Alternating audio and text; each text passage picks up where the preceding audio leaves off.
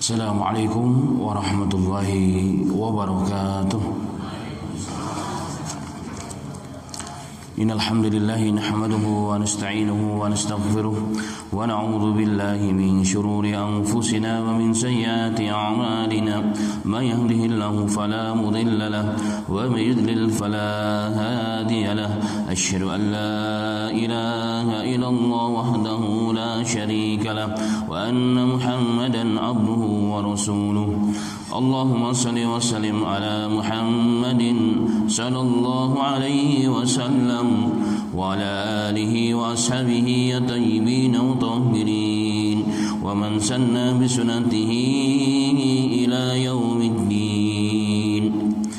Ya ayyuhalladzina amanu ittaqullah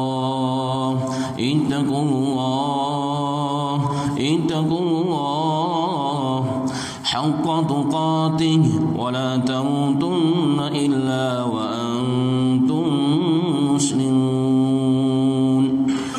Wa qala aydan qul ya ayyuhal kafirun la a'budu ma ta'budun wa la antum 'abidun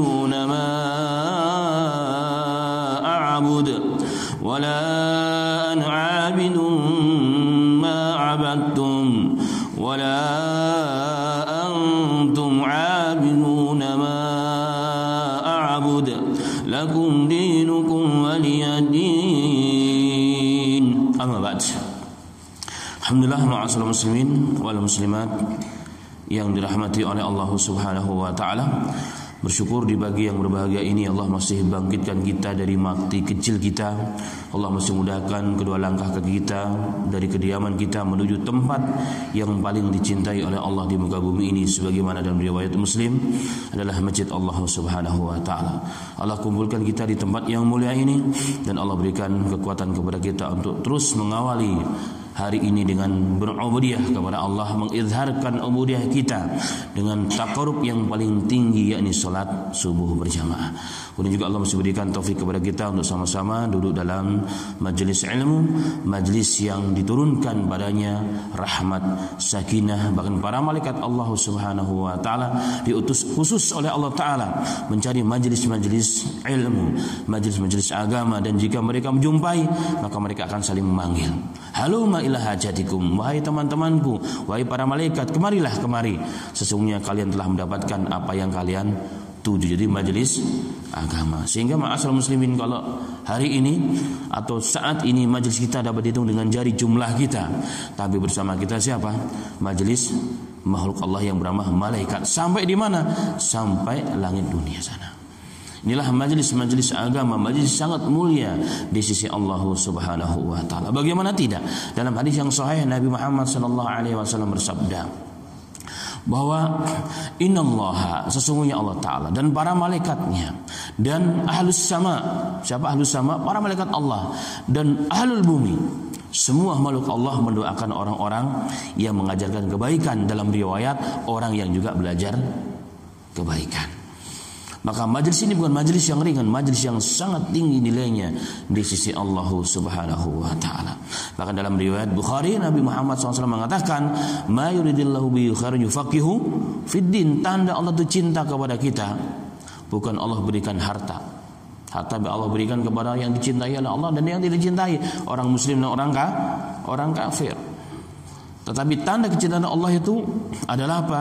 Diberikan taufik, kesempatan oleh Allah untuk bertafakuh dalam agama. Berarti saat ini kita semua adalah insya Allah orang-orang yang dicintai oleh Allah.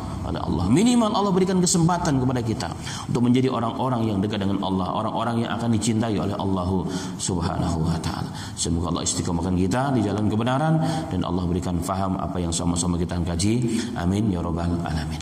Ma'asyiral muslimin wal muslimat, sebagaimana tadi disampaikan bahwa materi kita pada hari ini adalah berjudul tafsir surah Al-Kafirun. Al-Kafirun. Saya bawa rujukannya dari kitab langsung Al-Imam Ibnu Katsir yang menjadi standar para ulama dunia, tafsir Ibnu Katsir. Kita masuk kepada surah Al-Kafirun. Surat Al-Kafirun, suratul Kafirun. Penamaan surat itu adalah babu tauqifiyah. Penamaan surat dalam Al-Quran, penamaan surat ada Al-Fatihah, ada Al-Baqarah, ada Al-Ali Imran, bukan Al-Imran ya, Al-Imran, An-Nisa, Al-Maidah, seterusnya sampai Al-Kafirun. Itu bukan Rasulullah yang memberikan nama, tapi siapa? Allah Subhanahu wa taala. Maka penamaan suratul Al-Kafirun adalah Allah yang punya kasih nama. Jadi bukan manusia, bukan penulis wahyu di zaman Rasulullah, bukan, tapi itu langsung dari Allah Subhanahu wa taala, turun dari atas langit sana. Jadi bukan main-main penamaan surat ini, Allah Subhanahu wa taala. Kemudian penamaan surat ini diambil dari ayat yang pertama, di mana pada ayat yang pertama ada kalimat Al-Kafirun, qul ya ayyuhal kafirun, maka diambil. Begitulah rata-rata umumnya pada penamaan surah-surah dalam Quran diambil dalam satu surah yang di dalamnya ada pelajaran penting yang harus kita pelajari sebagai umatnya Rasul dan sebagai hamba Allah Subhanahu wa taala. Maka suratul Kafirun adalah surat yang diambil dari ayat yang pertama dan ianya merupakan penamaan dari Allah tauqifiyah, sehingga kita enggak ada hak untuk merubah. Kita mengatakan ini enggak sesuai lagi dengan zaman sekarang, enggak ada. Karena bagi Allah, Allah maha sempurna ilmunya. Allah tahu yang terbaik bagi hamba-hambanya. Nanti kita akan bahas sedikit mengenai makna Al-Kafirun itu. Baik. Kemudian Al-Imam Ibnu Katsir rahmatullah alaihi beliau mengatakan bahwa surat Al-Kafirun ini terkategori surat Al-Maki atau Makiyah, yakni surat yang diturunkan di fase Mekah. Jadi sebelum Rasulullah hijrah ke Madinah, maka diturunkanlah surat Al-Kafirun ini. Dan jumlahnya adalah 6 ayat, diturunkan setelah surat Al-Ma'un. Kemudian Al-Imam juga kemudian menukilkan beberapa keutamaan surat dari Al-Kafirun. Surat Al-Kafirun. Yang pertama, beliau meriwayatkan hadis dari riwayat Muslim dari Jabir radhiyallahu anhu anna Rasulullah sallallahu alaihi wasallam qara'a bi hadhihi surah wa bil kul huwallahu ahad fi raka'atil tawafi. Wa fi sahih Muslim min hadis Abi Hurairah anna Rasul sallallahu alaihi wasallam qara'a bihi ma fi raka'atil fajr. Yang pertama, Al-Imam Ibnu Katsir menukilkan riwayat Muslim dari Jabir bin Abdullah radhiyallahu anhu. Beliau mengatakan bahwa Nabi Muhammad sallallahu alaihi wasallam membaca surat ini pada rakaat pertama setelah tawaf. Jadi setelah tawaf 7 putaran itu disunahkan salat di belakang makam Ibrahim atau di mana saja yang kita bisa. Nah, pada rakaat yang pertama disunahkan membaca surat Qul ya ayyuhal Kafirun. Kemudian yang kedua, Qul huwallahu ahad. Begitu juga dalam riwayat Muslim yang lain, tetapi dari riwayat Abu Hurairah radhiyallahu anhu bahwasanya Nabi Muhammad sallallahu alaihi wasallam juga membacanya pada 2 rakaat salat sebelum fajar atau rakaatil fajar yang disebut dengan qabliyah subuh. Jadi qabliyah subuh itu disunahkan pada rakaat pertama yang dibaca adalah Qul ya ayyuhal Kafirun, yang kedua Qul huwallahu ahad. Apa hikmahnya? Karena waktunya sangat pendek. Dan qabliyah subuh itu hanya 2 rakaat. Jadi rakaatul fajri dengan qabliyah subuh itu sama, yaitu penamaan yang sama. Rasulullah dalam hadis yang lain Rasulullah mengatakan rakaatul fajri khairum minad dunya wa ma fiha. 2 rakaat fajar, yakni 2 rakaat sebelum salat fajar atau salat subuh itu nilainya di sisi Allah lebih baik daripada dunia serta isinya. Jadi kita semua insyaallah hari pagi-pagi sudah mempunyai apa? Keutamaan orang yang paling kaya di dunia. Kenapa? Dunia serta isinya sudah kita miliki, bahkan lebih daripada itu. Subhanallah. Bahkan dalam beberapa riwayat Rasulullah tidak pernah meninggalkan 2 rakaat fajar. Karena begitu pentingnya, bahkan mazhab Ahnaf yang kebanyakan mereka tinggal di benua India dan South Africa dan sebagainya, mereka menganggap bahwa 2 rakaat fajar ini atau 2 rakaat sebelum subuh ini adalah salat yang dikategorikan wajib. Termasuk bagi mereka witir wajib, kemudian salat subuh juga 2 rakaat subuh juga wajib. Walaupun memang bagi mereka fardu dengan wajib itu 2 hal yang berbeda. Tapi jumhur ulama mengatakan bahwa 2 rakaat subuh tidak wajib tetapi sunnah muakkadah, sunnah yang sangat ditekankan, dianjurkan. Baik. Kemudian dalam riwayat yang lain juga Nabi Muhammad sallallahu alaihi wasallam diriwayatkan oleh Abdullah bin Umar. Beliau mengatakan ramaktun Nabiyya sallallahu alaihi wasallam 24 marratan atau 25 marratan yaqra'u fi raka'ataini qabla al-fajr wa raka'ataini ba'da al-maghribi. Subhanallah. Abdullah bin Umar yang kita faham beliau adalah orang yang sangat ittiba dengan sunnahnya Rasul. Jadi segala hal yang muncul dari Rasul, segala hal yang dilakukan oleh Rasul, yang dikatakan oleh Rasul, beliau akan amati dan beliau akan amalkan. Itulah Abdullah bin Umar.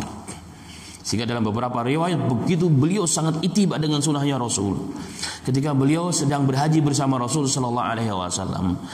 Di zaman itu Rasul sallallahu alaihi wasallam terkadang turun dari untanya untuk buang hajat.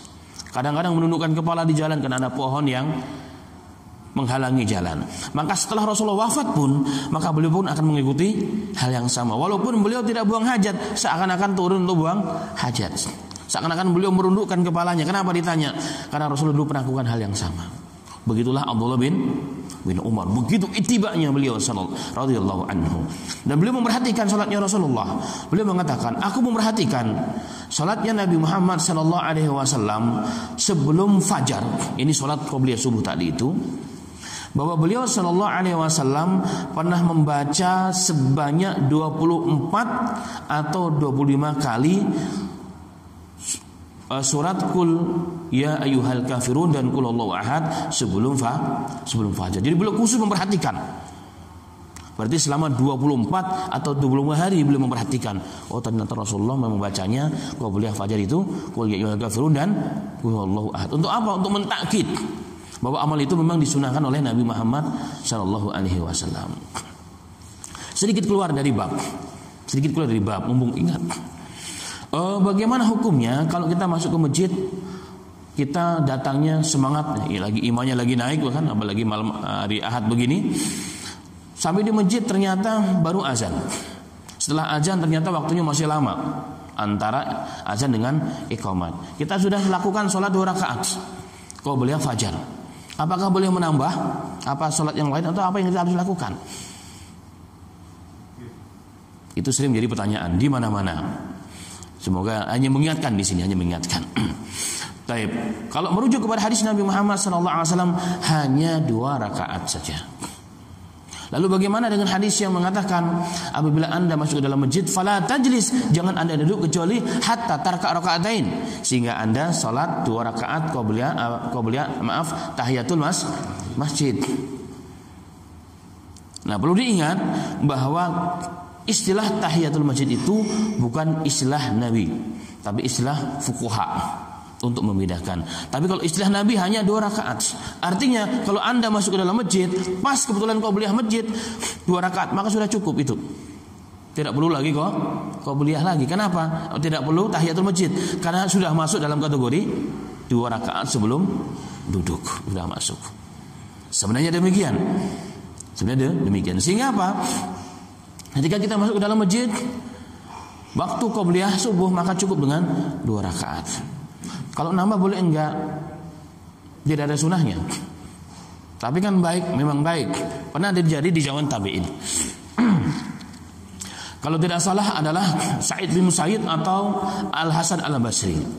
Beliau melihat salah seorang muridnya setelah subuh itu salat sunahnya sebelum subuh 4 rakaat. Jadi qabliyah 2 ditambah lagi 2. Maka beliau ditanya, "Wahai fulan, anda sholat subuh 4 rakaat? Enggak ya Syekh, saya cuma tadi 2 rakaat qabliyah, saya tambah lagi 2 rakaat kan sebelum iqamat. Apakah salah? Bahkan beliau bertanya, apakah Allah akan mengadab aku gara-gara sholat? Apakah Allah mengadab aku gara-gara sholat? Sama hari ini ditanya, apakah Allah mengadab aku gara-gara baca Quran? Apa kata Syekh tersebut? Seorang ulama yang faqih, yang ketika beliau berbicara enggak diingat kecuali Allah saja. Ilmunya mengalir begitu deras, begitu hebat orang ini. Dia katakan Allah berikan ilham. La Allahi, tidak demi Allah, anda tidak akan diazab oleh Allah gara-gara sholat. Walakin, akan tetapi anda diazab oleh Allah gara-gara apa? Khilaf dengan sunnahnya Rasul Sallallahu Alaihi Wasallam. Artinya bagi kita adalah pelajaran penting bagi dalam hadis ini adalah apa? Kalaupun masih ada waktu, kita gunakan untuk apa? Doa. Karena justru antara azan dan iqamat adalah waktu yang sangat mustajab untuk kita berdoa. Kita berikan kita kesempatan untuk berdoa kepada Allah. Kita mengadu segala hal kepada Allah Subhanahu wa taala. Nah, ini catatan saja. Nah, kembali kepada bahasan. Kemudian Al-Imam juga menukilkan hadis yang lain. Hadis mengenai keutamaan membaca surat Al-Kafirun sebelum tidur. Kalau hari ini kita sering dengar 3 kul kan biasanya. Ternyata ada hadis juga yang sahih dengan sanad yang hasan, dengan riwayat yang cukup banyak, bahwa ternyata disunahkan sebelum tidur itu baca qul ya ayyuhal kafirun. Apa keutamaannya? Nabi Muhammad sallallahu alaihi wasallam dalam riwayat yang cukup banyak beliau mengatakan, jadikanlah sebelum tidurmu kau tutup dengan baca surat qul ya ayyuhal kafirun fa innaha, kata Rasulullah, karena bacaan itu bara'atun minasyirki, itu akan membebaskan Anda daripada kesyirikan. Riwayat sahih. Jadi kalau kita istiqomah insyaallah sebelum tidur baca qul ya ayyuhal kafirun 1 kali, maka insyaallah dengan niat yang ikhlas, dengan kita usaha terus, maka Allah akan jauhkan kita daripada kesyirikan. Kesyirikan apa? Kesyirikan besar yang apabila orang melakukan maka iman dan Islamnya akan hilang dan akan binasa. Itu kesyirikan. Bahkan para nabi dan rasul Allah mengatakan, wala in asyrakta la yahbatanna amaluk wala takunanna minal khasirin. Wahai Muhammad, jika engkau berbuat syirik, bahkan Muhammad nih, seandainya Allah mengatakan engkau berbuat syirik, la yahbatanna amaluk, maka amalmu pun akan habis, akan hilang, dan engkau akan menjadi orang-orang yang rugi. Ternyata Allah Rasulullah berikan satu cara metode supaya Allah hindarkan kita dari kesyirikan. Satu di antaranya adalah amalan istiqamah membaca qul ya ayyuhal kafirun. Tetapi juga tetapnya kita harus menghindari kesyirikan. Bukan berarti kita melakukan kesyirikan tapi kita baca itu, enggak. Kita harus hindarkan kesyirikan. Allah berikan kekuatan kita untuk menghindari perkara-perkara kesyirikan yang dilarang oleh Allah Subhanahu wa taala. Dan juga ada hadis bahwa di antara sunnah Nabi Muhammad SAW pada sholat witir jika 3 rakaat, maka rakaat yang kedua disunahkan membaca surat qul ya ayyuhal kafirun. Itu juga sunnah dari Nabi kita Muhammad SAW. Dan ini semua menunjukkan kepada kita kedudukan surah Al-Kafirun di sisi Nabi Muhammad SAW dan tentunya di sisi Allah Subhanahu wa taala. Baik, masuk kepada ayat. Sebelum mulai, mohon maaf saya minum dulu. Bismillah.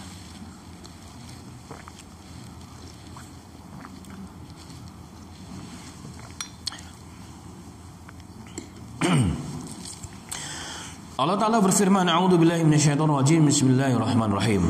Qul ya ayyuhal kafirun. Qul, ini perintah Allah kepada Nabi Muhammad. Katakan wahai Muhammad, ya ayyuhal kafirun, wahai orang-orang yang kafir. Wahai orang-orang yang kafir. Siapa mereka? Orang-orang Quraisy Mekah. Orang-orang Quraisy Mekah yang masih musyrik, yang belum beriman kepada Nabi Muhammad sallallahu alaihi wasallam. La a'budu ma ta'budun. Aku tidak menyembah apa yang kalian sembah, wahai orang-orang musyrik. Wahai orang musyrik Mekah. Wala antum abiduna ma a'bud. Dan tidak juga kalian menyembah apa yang aku sembah. Wala ana abidum ma abadtum. Dan aku tidak akan mau menjadi abid bagi apa yang kalian sembah. Wala antum abiduna ma a'bud. Dan kalian pun tidak akan menjadi abid, penyembah apa yang aku sembah. Lakum dinukum waliyadin. Bagi kalian agama kalian, dan bagiku agamaku. Ayat ini sering dibaca di mana-mana. Ayat ini sering dibaca di mana-mana, tapi kadang tidak mengerti makna yang dimaksud oleh Allah Subhanahu wa taala. Sebelum masuk kepada ayat, diterangkan dalam beberapa kitab tafsir dengan sanad yang saling menguatkan, artinya hadisnya sahih dari Abdullah bin Abbas radhiyallahu anhuma, bahwa asbabun nuzul, sebab turunnya surat ini Walaupun tidak semua ayat itu ada sebab turunnya, tapi umumnya setiap surat itu ada sebab-sebab kejadian sehingga dengan sebab tersebut diturunkan surah tersebut. Itu disebut dengan apa? Asbabun nuzul. Kalau hadis asbabul wurud. Baik. Orang-orang Mekah dengan segala kekuatan mereka mencoba menghalangi dakwahnya Rasul. Diintimidasi sudah. Bahkan ada yang dibunuh sudah, seperti Sumayyah. Dibunuh, diusir sudah, diazab sudah, didolimi sudah. Tapi ternyata tidak menghentikan dakwah yang hak tersebut. Bahkan sebaliknya, itu menjadikan apa? Perkembangan Islam semakin pesat. Itulah yang terjadi hari ini, ma'asyiral muslimin. Wa makaru, mereka membuat makar. Wa makarullah, Allah membuat makar juga sebagai balasan daripada makar mereka. Wallahu khairul makirin, dan makar Allah itu lebih baik daripada makar mereka. Subhanallah. Orang-orang Quraisy bingung mencari cara. Dibunuh sudah, diintimidasi sudah, ditekan sudah. Subhanallah. Segala hal sudah dilakukan. Mirip dengan kejadian yang sebelum beberapa minggu sebelum ini. Di mana? New Zealand. Mereka membuat makar, membunuh berapa? 45 orang. Tapi apa yang terjadi setelah itu? 350 orang masuk Islam. Belum lagi orang penasaran dengan Islam. Masjid semuanya penuh. Banyak orang bertobat di mana-mana. Subhanallah. Itu yang terjadi. Karena memang Islam, dakwah Islam itu seperti air. Allah mensifati dalam Al-Quran itu seperti air. Kul hadhihi sabili. Allah mengatakan, ini adalah jalanku. Sabel itu dalam bahasa Arab adalah air hujan yang masih di langit yang mau turun ke bumi. Sabel, air.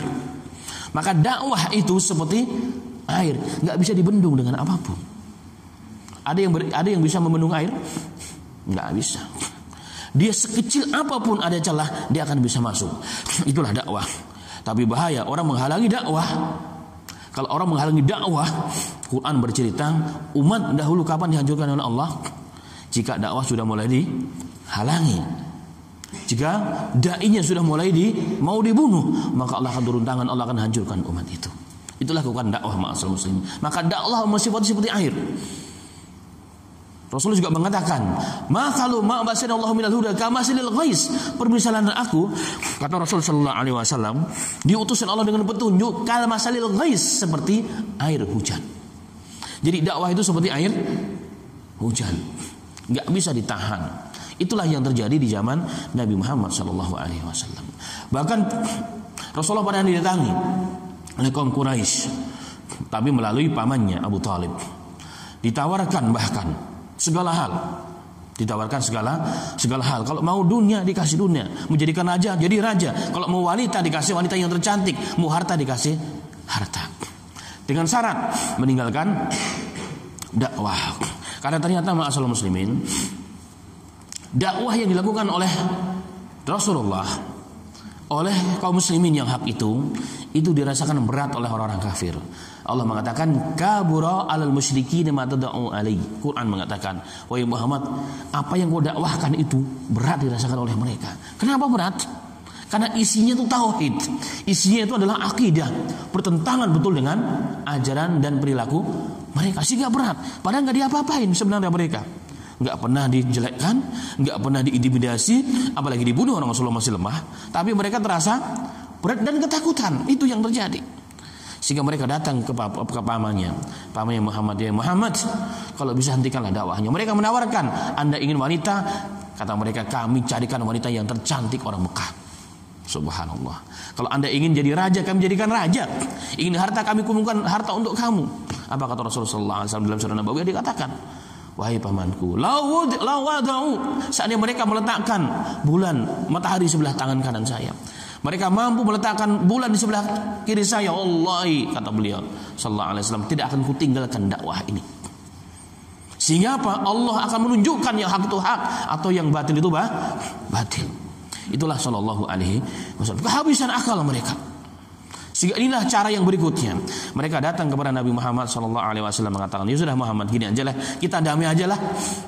Biar kita enggak berantem, kami enggak akan memusuhi Anda bisa juga hidup dengan tenang." Bagaimana caranya? Tahun ini kamu mengikuti ibadah kami. Kamu menyembah Lata dan Uzza juga. Kami ikuti kegiatan acara-acara kami, acara keagamaan kami. Tahun berikutnya kami semua orang-orang Quraisy ngikutin agamamu. Mau dicampuri akidahnya. Toleransi katanya. Kita bertoleransi saja lah bahasa kita. Kita toleransi deh. Toleransi yang paling tinggi itu apa? Tahun ini Muhammad, Anda ikut bersama kami. Seluruh umatmu ikut. Kami ibadah, kami melakukan apapun, nyembah Lata dan Uzza, ikut juga. Nah, tahun depan kami ikut juga. Kami nggak akan ribut-ribut, kami nggak akan musuhi kamu. Kami akan ikut nyembah Tuhanmu juga ya Muhammad sallallahu alaihi wasallam.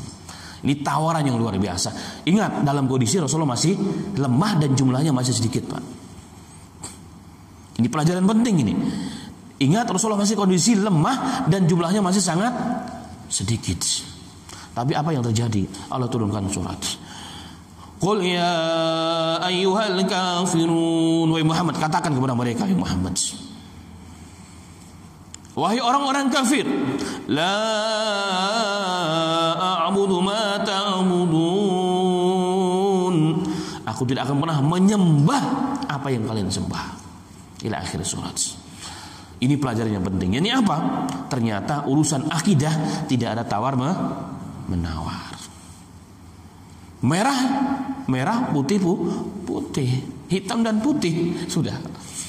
Kalau tiba ada cara hitam dan putih memang sudah. Hak ataupun batil urusan akidah nggak bisa dicampur aduk, nggak bisa. Toleransi ada babnya.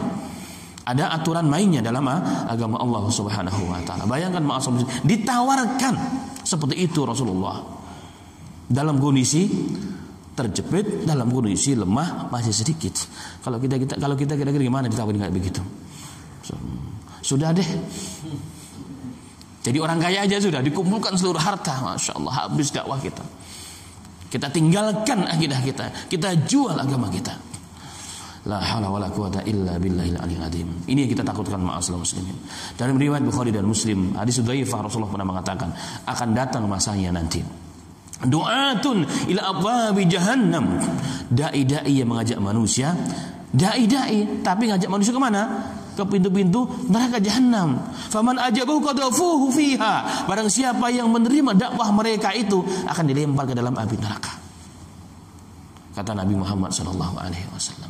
Dalam riwayat yang lain hadis sahih juga Rasulullah mengatakan, aku tidak pernah takut, ma akhafu ala ummati. Aku enggak pernah takut dengan umatku.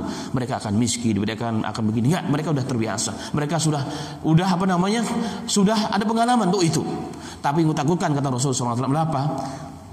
Illa a'immata mudillin. Yang kutakutkan adalah para imam-imam, para tokoh-tokoh agama yang menyesatkan. Itu kata Rasulullah. Kalau umatku, aku nggak takut. Miskin mereka sudah biasa, mujahadah mereka sudah biasa, terintimidasi mereka sudah biasa, didolimi sudah biasa, mereka sudah terbukti. Tapi yang takutkan nanti akan muncul di akhir zaman apa? A'immatul mudillin, yaitu para tokoh-tokoh agama, levelnya agama, bergerak mungkin di depannya, tapi menyesatkan umat, itu yang aku takutkan, kata Sallallahu Alaihi Wasallam. Subhanallah. Ini jawaban ma'asal muslim. Surat ini adalah jawaban. Ternyata urusan akidah nggak bisa. Ini urusan akidah. Ini babnya apa nih? Bab akidah. Oh, nggak bisa. Harus lurus kita. Orang yang lurus itu bukan berarti dia nggak toleransi. Salah. Orang lurus itu bukan ekstremis, bukan. Tapi dia berpegang teguh dengan agamanya. Itulah orang yang baik justru. Orang yang konsisten, komitmen dengan agamanya, dia orang yang baik. Orang yang mudah menjual agama, dia orang yang pengkhianat, orang yang tidak baik. Nggak jujur dia sebenarnya. Subhanallah. Ini pelajaran penting yang Allah berikan kepada kita semua. Maka Allah turunkan, bayangkan maksudnya. Dalam kondisi begitu Rasulullah dengan lantang mengatakan, hai orang-orang kafir, aku nggak mau bertoleransi dengan anda urusan ini. Urusan akidah, urusan ibadah nggak ada. Masing-masing silahkan. Kalian nggak akan menyembah apa yang ku sembah, dan aku nggak akan menyembah apa yang kalian sembah. Lakum dinukum waliyadin. Masing-masing. Seakan-akan demikian pelajaran kepada Nabi kita Muhammad SAW. Dalam usul tafsir dikatakan bahwa ayat itu tidak hanya maknanya sesuai dengan sebab turunnya ayat sebenarnya, tapi keumuman lafaznya itu yang jadi tolak ukurnya. Maka ayat ini pun sesungguhnya masih relevan, masih sesuai, cocok untuk hari ini dan untuk sampai hari kiamat. Jadi tidak ada perbedaan antara zaman Nabi Muhammad dengan zaman ini. Kalau hari ini umat Islam masih kuat, masih punya wibawa sebenarnya. Masih banyak ulama-ulama kita yang rabbani, ulama-ulama kita yang berjuang tanpa pamrih. Tapi kita menjadi pengkhianat agama. Wa'iyadzubillah, na'udzubillahi min dzalika. Tapi memang kita harus sadar bahwa setiap perjuangan pasti ada pengkhianatnya. Itu selalu ada. Dan itu adalah kerikil bagian daripada kerikil dalam perjuangan tersebut. Baik. Kemudian Allah mengatakan, la a'budu ma ta'budun. Katakan Muhammad dengan lantang orang mereka, aku enggak akan pernah menyembah apa yang kalian sembah, dan kalian pun tidak akan pernah menyembah apa yang aku sembah. Aku enggak akan pernah menjadi abidun. Abidun penyembah orang yang kalian sembah, yaitu berhala kalian pun demikian. Lakum dinukum walin, urusan masing-masing. Agama kalian agama kalian, agamaku ada agamaku. Artinya di sini adalah apa? Bahwa sudah bab akidah tidak ada toleransi dalam ini. Karena itulah maka para alim ulama kita mengatakan terkait urusan akidah, ini urusan prinsip, urusan yang sangat fundamental dalam agama, yang tidak boleh dicampur dengan apapun. Perkara-perkara besar dalam Islam itu perkara-perkara yang harus dipegang teguh, yang tidak boleh sama sekali kita campur dengan urusan apapun. Baik. Kemudian ayat ini mengatakan, Qul ya ayyuhal kafirun. Dengan lantang Rasul mengatakan, wahai orang-orang kafir. Dari turunnya ayat ini sampai hari ini enggak ada permasalahan dalam kalimat al-kafirun sebenarnya. Sudah berapa tahun turun ayat ini sampai hari ini? Hampir 15 abad. Ada yang mempermasalahkan dari kalangan ulama? Enggak ada. Kenapa? Karena mereka sadar ini wahyu dari Allah, ini firman daripada Allah, yang terbaik Allah mengerti maksud dan tujuannya. Kenapa hari ini menjadi momok? Kenapa hari ini menjadi masalah? Karena tidak paham makna itu sebenarnya. Dia tidak paham makna itu. Pada beberapa waktu yang lalu saya diminta Ajib ini, Jak TV. Jak TV ini kan direktur utamanya bukan Islam, tapi meminta dalam salah satu acara di Jak TV membahas mengenai al-kafirun. Apakah perlu diganti ataupun tidak? Luar biasa. Saya tanya, nanti kira-kira gimana? Gak ada masalah. Oh ya sudah, bismillah saya bilang. Alhamdulillah sudah tayang memang. Nah, dalam kajian di Jak TV saya sampaikan juga tentang surah Al-Kafirun atau tentang surah ayat Al-Kafir, mengenai ayat kafir ini. Jadi sudah hampir 15 abad yang lalu ulama-ulama telah datang dan pergi. Ulama-ulama kibar yang ilmu mereka kita yakin mereka adalah orang-orang yang luar biasa. Gak pernah satupun di antara mereka yang mempermasalahkan masalah ini. Sebenarnya gak ada. Kenapa? Mereka sadar ini firman Allah. Merubah jangankan satu kata, satu huruf dalam Al-Quran, kafir kita. Kafir beneran. Dianggap keluar daripada wilayah Islam. Apalagi kita rubah, kita katakan gak sesuai lagi, gak cocok lagi. Masya Allah. La haula wala quwwata illa billahil aliyyil azim. Al-Quran itu, syariat Islam itu adalah ajaran yang paripurna, yang sesuai, yang munasib sepanjang zaman dan tempat. Sesuai. Padahal kalau kita melihat kalimat kafir, jamaknya al-kafirun, kalimat yang paling halus sebenarnya dibandingkan dengan panggilan istilah bagi ajaran selain Islam ketika memanggil orang yang tidak sepaham dengan mereka, yang paling halus. Kenapa paling halus? Karena artinya apa? Al-kafir itu adalah al-kafir dalam bahasa Arab dipanggil dengan taqtiyah atau sitr. Taqtiyah artinya adalah apa? Menutupi. Sitr juga menutupi. Makanya dalam surah Al-Hadid ayat 20 ketika Allah bercerita mengenai kehidupan orang-orang kafir. Kama salil ghaisin a'jabal kuffar nabatuhu summa yahiju fatarahu musfarra summa yakunu hutama. Permisalannya seperti air hujan yang turun menimpa bumi. Setelah petani itu menanam biji ditutup dengan tanah, kena hujan, maka besoknya kena hujan akan tumbuh. Beberapa saat kemudian, beberapa hari kemudian menjadi pohon yang besar, dan itu menjadikan terheran-heran, takjub para petani itu. Nah, petani itu dalam ayat ini katakan kufar, jamaknya dari kafir. Jadi petani itu kafir. Kenapa petani itu kafir? Karena petani itu menutupi. Jadi sesuatu yang menutupi itu dikatakan kafir. Makanya malam itu dikatakan kafir juga. Kenapa? Karena malam menutupi pandangan mata manusia dari melihat banyak hal. Maka laut itu juga kafir. Kenapa kafir? Karena laut itu menutupi apa yang di dasar laut. Jadi makna kafir itu nggak ada di situ istilah mencemooh orang, intoleran, apalagi merendahkan orang, ekstremis, apalagi nggak ada. Jadi kalimat kafir adalah kalimat yang sangat halus. Jadi orang yang belum beriman setelah Islam itu dikatakan kafir. Orang yang belum atau enggak beriman kepada Allah dan Rasulnya namanya kafir. Artinya apa? Orang yang masih tertutupi hatinya oleh dosanya, kesombongannya, fanatiknya, hartanya. Sehingga apa? Hidayah belum nembus hatinya. Belum nembus hatinya. Maka tidak ada makna yang jelek dalam istilah kafir itu sebenarnya. Kenapa orang-orang marah dengan istilah kafir? Kenapa? Karena tidak paham. Yang celaka lagi, kalau orang yang bukan muslim marah mungkin masuk akal. Ini yang orang Islam marah, ini jadi masalah. Apalagi mengaku sebagai tokoh agama. Piye toh Mas? Di mana Anda baca nggak sih maknanya sebenarnya? Subhanallah. La haula wala quwata illa billahil aliyil azim. Ini perkara yang harus kita pahami ma'asyiral muslimin. Nah, pada ini terkait dengan makna ya, terkait dengan makna. Makna secara umum. Maka surah Al-Kafirun ini secara lagi adalah surat mengenai akidah. Pernyataan dengan tegas bahwa agama itu tidak bisa dicampur aduk. Toleransi itu ada babnya. Toleransi itu bukan berarti kita mencampur agama, merestui agama di muka bumi ini semua, enggak. Toleransi itu adalah tidak mengganggu orang lain yang tidak mengganggu kita. Tidak membunuh orang yang tidak perlu dibunuh, tidak perlu melukai orang yang nggak perlu dilukai dan seterusnya. Itu toleransi. Silahkan masing-masing. Dan negara ini kan dan negara Bhinneka Tunggal Ika. Maka toleransi itu artinya apa? Bukan berarti umat Islam besok ikut ke gereja, besok ikut ceramah di pura. Nggak begitu caranya toleransi, nggak begitu. Itu namanya mencampur aduk agama. Dan itu dilarang oleh Nabi Muhammad SAW. Tapi terpaksa Ustaz. Terpaksa apanya? Lebih terpaksa Rasulullah harusnya. Lebih terpaksa Rasul Sallallahu Alaihi Wasallam. Nah, dalam bab ini ma'asyiral muslimin, maka banyak sekali ahkam, hukum-hukum terkait dengan bab kufar, tentang kafir ini, tentang kafir ini. Tapi bukan babnya dan bukan majelis kita untuk membahas detail mengenai perkara tersebut. Kemudian pada surat Al-Kafirun ini,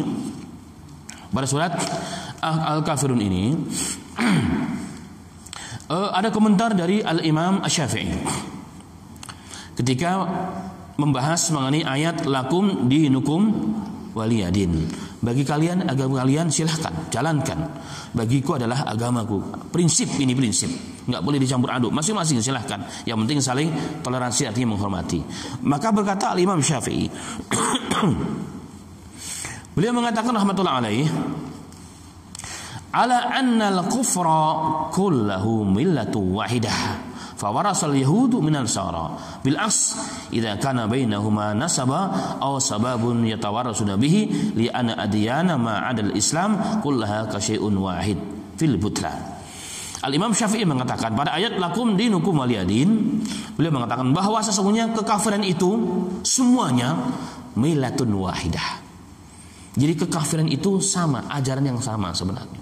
Inti pokok masalah mereka adalah sama. Dari zaman dahulu kala sampai akhir zaman, kekafiran itu sama. Sama berarti apa? Perilakunya sama. Tabiatnya juga sama. Kita lihat orang kafir di zaman Nabi Musa siapa? Fir'aun. Ketika orang kafir punya kekuasaan, apa yang dilakukan kepada orang-orang Islam? Mengintimidasi, mendolimi, membunuh.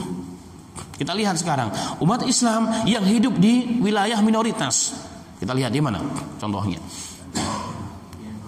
Myanmar. Apa yang terjadi? Sama persis. Diusir, diintimidasi, dibunuh dan sebagainya. Alhamdulillah sekarang PBB sedang turun tangan ingin memenjarakan orang-orang yang melakukan pembunuhan ini terhadap orang-orang Myanmar. Ini yang terjadi. Jadi maka Imam Syafi'i mengatakan al-kufru millatun wahidah. Kekafiran itu sama persis tabiatnya, cirinya sama di mana-mana pun sampai hari kiamat. Kalau mereka kuat, yang didolimi adalah orang Islam. Itu sifatnya sama, busuk karakternya sama, suka membunuh, intibasi dan seterusnya. Nah, ini pelajaran penting. Dan beliau mengatakan bahwa makanya orang Islam jika meninggal dunia ada anaknya yang kafir, maka anaknya yang kafir ini tidak boleh mewarisi dari harta orang tuanya. Nggak boleh. Tapi kan bapak saya, ibu saya, nggak boleh aturannya. Kalau sesama mereka ya silahkan, monggo. Sesama non muslim silahkan, orang kafir silahkan. Tapi jika ada orang Islam meninggal dunia, maka tidak boleh mewarisi harta tersebut. Hikmahnya apa? Kata ulama, karena harta yang dimiliki oleh seorang Islam itu jika diwariskan oleh anaknya, maka bisa menjadi dua hal. Menjadi tambahan pahala yang mengalir bagi orang tuanya jika harta tersebut jatuh kepada anak yang soleh, digunakan untuk kebaikan, bangun masjid, sedekah, menyolokkan anak dan sebagainya. Maka tanpa diniatkan pun, maka harta tersebut pahalanya pun akan sampai kepada orang tuanya. Tapi bayangkan ma'asyiral muslimin, kalau harta itu jatuh kepada anak yang tidak beriman, apa yang dilakukan sudah pasti, maka dosanya kemana? Subhanallah. Nah, inilah makanya hikmah dilarang. Nah, beliau Al-Imam Syafi'i mengatakan, tetapi sesama kafir silahkan. Yahudi mewarisi orang Kristen dan sebagainya, itu hal yang biasa, dan itu memang hal yang dibolehkan karena mereka sama-sama orang kafir. Dan beliau mengatakan, menegaskan lagi di kalimat akhirnya, sababu yatawarasuna bihi li'anna adyana ma'adal Islam kullaha kasyai'in wahid. Kenapa sesama orang kafir walaupun beda agama saling mewarisi? Karena seluruh agama selain Islam seperti hal yang sama, perkara yang sama dalam butlannya, dalam kebatilannya, dalam ketidakbenarannya, sama persis. Mau ajaran apapun sama. Itu menurut Al-Imam Syafi'i rahmatullah alaihi. Dan itulah ma'asyiral muslimin, maka surat Al-Kafirun yang pendek ini, yang sangat pendek ya, yang sangat pendek, menginspirasi kepada kita untuk berpegang teguh pada syariat Allah Subhanahu wa taala, untuk bisa membedakan antara bab toleransi, antara bab tasammuh antara kita dengan agama yang berbeda. Ini surat Al-Kafirun. Itulah pesan yang paling penting dalam surat ini.